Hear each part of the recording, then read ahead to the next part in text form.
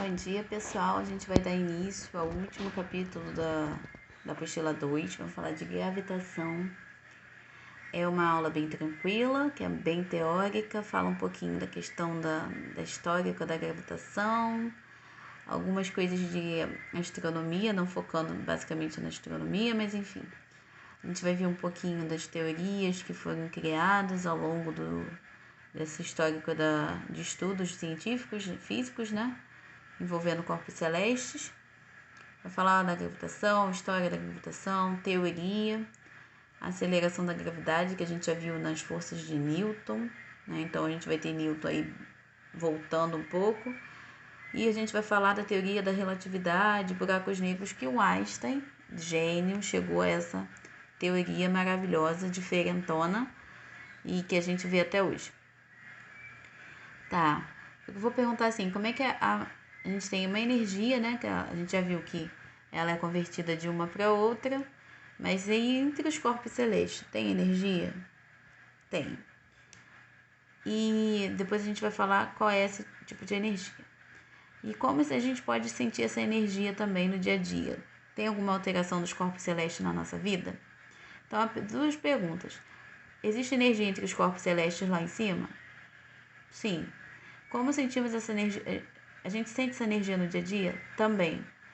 Então vamos resumindo. É a história numa parada chamada de força de gravidade ou gravitação. Essa energia é sentida dessa forma. É uma força de natureza à distância, ou seja, você não tem uma energia próxima, essa energia ela é transferida a longa distância. Que a gente nem consegue imaginar a distância entre o Sol, a Lua, da gente, mas a gente sente alteração. Como?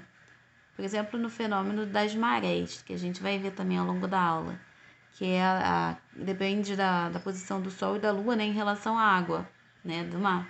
Então, é bizarro, são corpos celestes alterando, por exemplo, a questão do dia a dia. E a força da gravidade é essa força de natureza que a gente vai ver que vai fazer a atração entre os corpos e que a gente vai ter influências aqui pra gente também. Então, a gravitação universal, ou gravidade. Gravitação universal engloba tudo, gravidade e a gravitação entre os corpos celestes. É uma força de natureza atrativa entre dois ou mais corpos que vão ter massa. Ou seja, uma massa vai atrair uma outra massa. Como eu falei, como que a gente pode ver isso? Fenômeno das marés, que a gente vai ter a força de atração do Sol e da Lua em relação à massa d'água do mar. Vai depender da posição do Sol e da Lua em relação à superfície da Terra. Então, dependendo da posição desses dois astros ou corpos celestes, você vai ter a alteração do nível do mar. Se vocês forem ver, aí você vai ter movimentação do nível do mar para cima ou para baixo. De dia, aumenta o nível do mar. E de noite, diminui o nível do mar. Embora na foto esteja ao contrário, nível do mar seria mais ou menos normal na ponte, quando está baixo nível, está abaixo da ponte e acima do nível está ultrapassando. Então, maré alta e maré baixa é um exemplo de como que a gente vai ver a influência da gravitação universal. Falando um pouquinho da história, a gente vai falar bastante de história agora, gente, da física. Então, não tem tanta cálculo, então tem um lado positivo. Então, história da gravitação universal. Antigamente, na antiguidade, como o nome já diz, muito tempo atrás, você tem mitologia, filosofia, esoterismo bombando e a gente não tinha uma ciência propriamente dita. Alguns filósofos da época começaram a estudar a questão do universo, como Aristóteles, que ele queria entender um pouquinho melhor de como funcionava o Sol e os elementos naturais, água, fogo, terra, né? Então, ele começou a pensar nessa questão do céu, das coisas que formavam o céu e a questão do universo também. Você tem Aristarco também, que começou a calcular a distância de alguns planetas, de alguns astros. Ele começou a pensar que o Sol podia estar no centro do universo. Então, na antiguidade já tinha uma galera estudando. Só que Até a antiguidade, como o pessoal não estudava muito, acreditava-se que o modelo, a gente tinha a questão do modelo, dos modelos de estudo em relação aos astros celestes. Até o Renascimento, você tinha a questão, no início do Renascimento, houve desenvolvimento, então, acabou com dessas correntes que não tinham a ver com ciência. Ciência ganhou destaque no Renascimento, que foi mais ou menos no período de Iluminismo, que vocês são bons em história, e começaram a chegar aos modelos de estudo da posição da Terra em relação ao centro, no universo. No início do Renascimento, ficou com esse modelo aqui, aceita que dói menos, que a Terra era o centro do universo, que é o modelo geocêntrico. Geo, terra, cêntrico, Terra no centro da Terra. Mas aí, Nicolau começou, não, a gente está tendo ciência evoluindo aqui, vamos estudar esse negócio direito.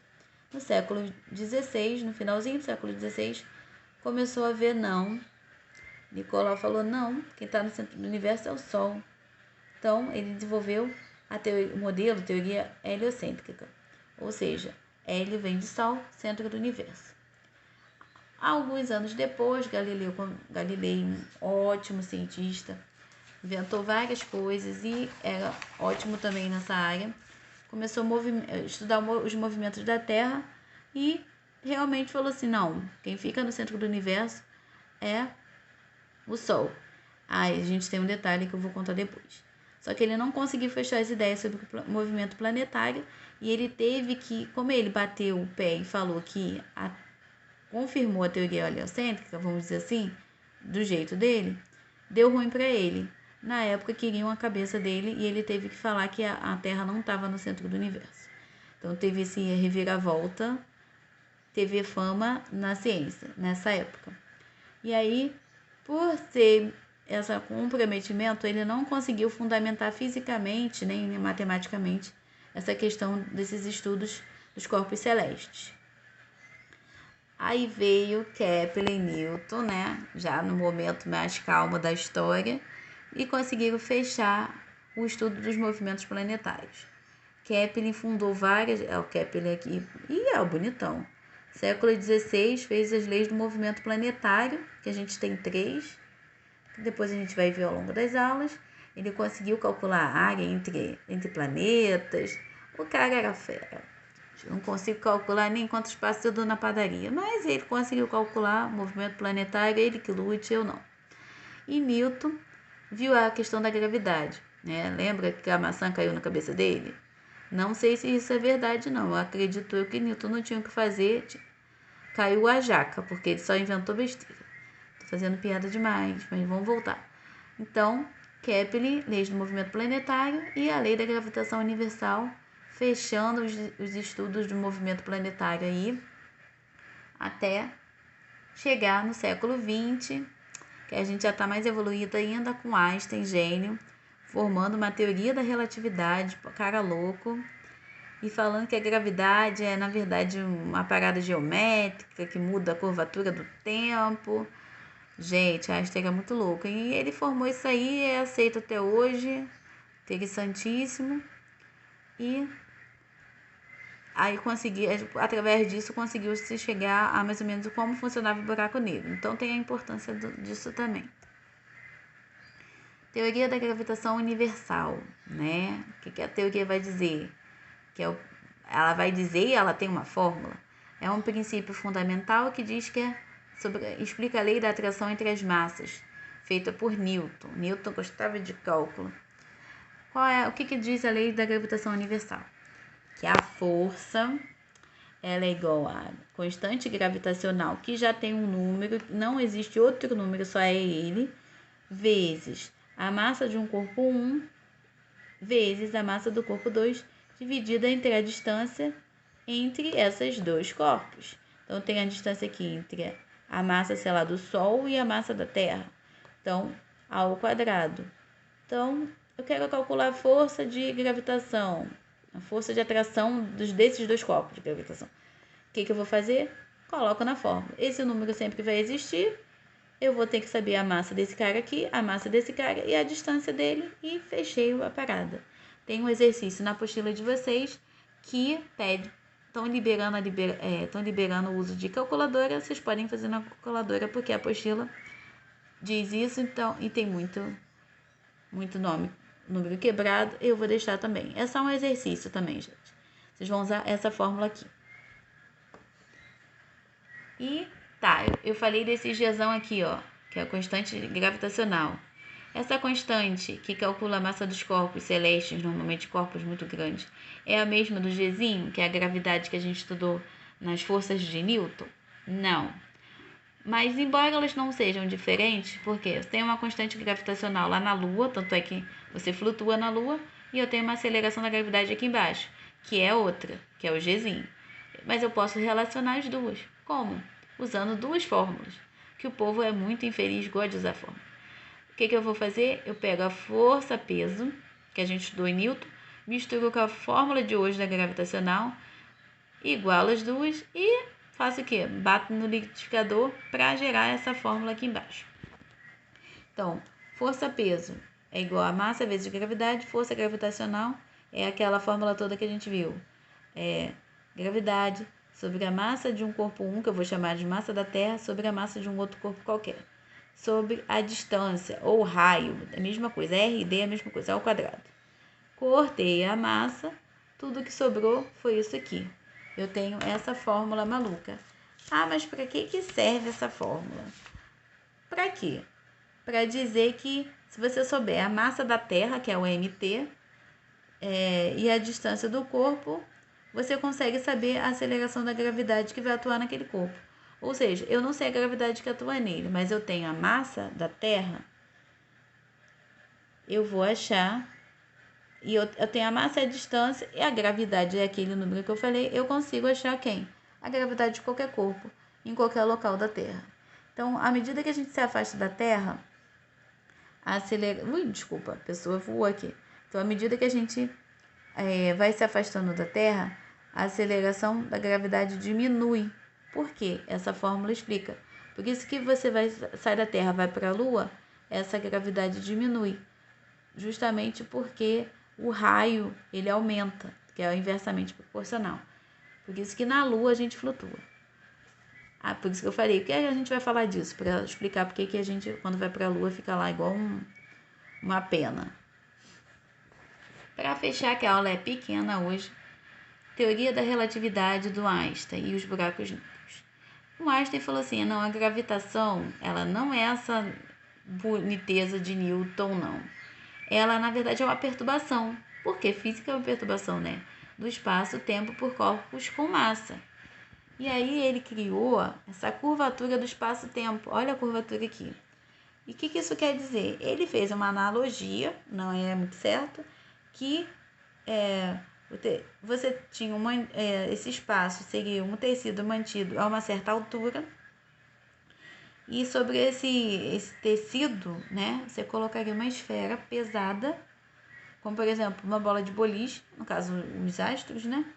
E essa massa faz com que o tecido se curve. E se você jogar uma massa, um outro objeto com uma curvatura menor, ele não vai curvar, ele vai orbitar a bola mais pesada, ou seja, dando ideia de que os planetas eles orbitam uma bola mais pesada, que seriam corpos celestes mais pesados. Ou seja, ele pegou o espaço retinho de Newton e falou que tem uma curvatura dependendo da massa do corpo que você está trabalhando. Se a massa for bem considerável, ela causa uma curvatura no espaço-tempo. Se não, você vai ter só a movimentação desses corpos com massas menores sobre outros de massas maiores. Ou seja, o cara é um gênio, a gente não contesta, muito louco, e é isso aí. Buraco negro, para fechar, sem nenhuma piadinha, é só uma região do espaço que vai possuir uma quantidade tão grande de massa que vai estar concentrada, que vai puxar tudo, uma força de atração, que é a força da gravidade, para ela.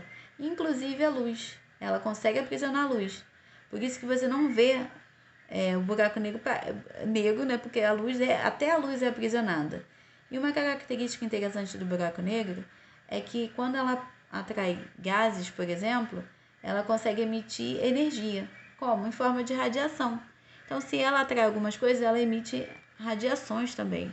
Então, interessantíssimo. Aqui é a foto do buraco negro, como eu falei. Como ele aprisiona a luz, não tem luz dentro dele. E aqui tem 2 leituras adicionais falando sobre os buracos negros, porque ele não engole o espaço. Leiam e depois me contem, que eu acho interessante. Vocês também leem coisas diferentes. E o relato da revista Galileu, né? Dos buracos negros que existem na Via Láctea. Então, leituras, quem quiser aí complementar, dá uma olhadinha. Depois me contem, né, durante as aulas, enfim. Então, uma boa semana para todos. A gente se encontra lá no Classroom.